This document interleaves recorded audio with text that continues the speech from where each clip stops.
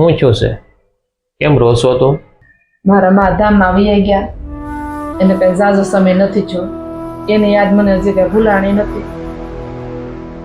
ત્યાં પાછા મારા કાકા ધામમાં વહી ગયા. હજી મારા મોટા દાદા છે, મારા બાપા છે, અને આ મારા કાકા નાના હતા ને ધામમાં વહી ગયા, એટલે મને વધારે દુઃખ લાગે છે. અહીંયામાં તો હજારો સવાલો છે, પણ એનો હવે જવાબ કોણ આપશે? લોકો કહે છે કે સમય જતા બધું ભૂલાઈ જાય, પણ આ ખાલી પડેલી જગ્યા હવે ક્યારે ભરાય?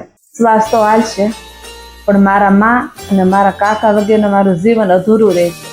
બધા દુઃખ તો હું હસતા હસતા સહન કરી લઉં છું, પણ જ્યારે માને યાદ આવે ને ત્યારે આંખમાંથી આંહોડા વહ્યા જાય છે. જ્યારે માં અને કાકા નથી એ વાતનું દુઃખ તો હંમેશા રહેશે, કે પાછા એ આવી જવાના નથી.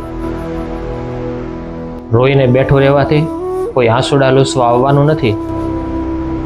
હિંમત એવી રાખ કે કોઈ પણ પરિસ્થિતિમાં આપણે પાછા ન પડીએ.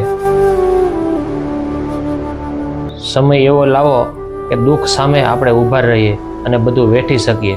માં એ ખાલી આપણી માટે માં નહોતા, અને જમાઈ માટે તમે ફક્ત પ્રેમ અને સ્નેહનો આધાર હતા. લોકો વિદાય લે છે, પણ એમની યાદો વિદાય નથી લેતી. ભગવાને મારા માને અને મારા કાકાને એમની પાસે બોલાવી લીધા, પણ તમે હંમેશા મારા દિલમાં રહેશો. જન્મની દેનારી માં મને તારી યાદ બહુ આવે.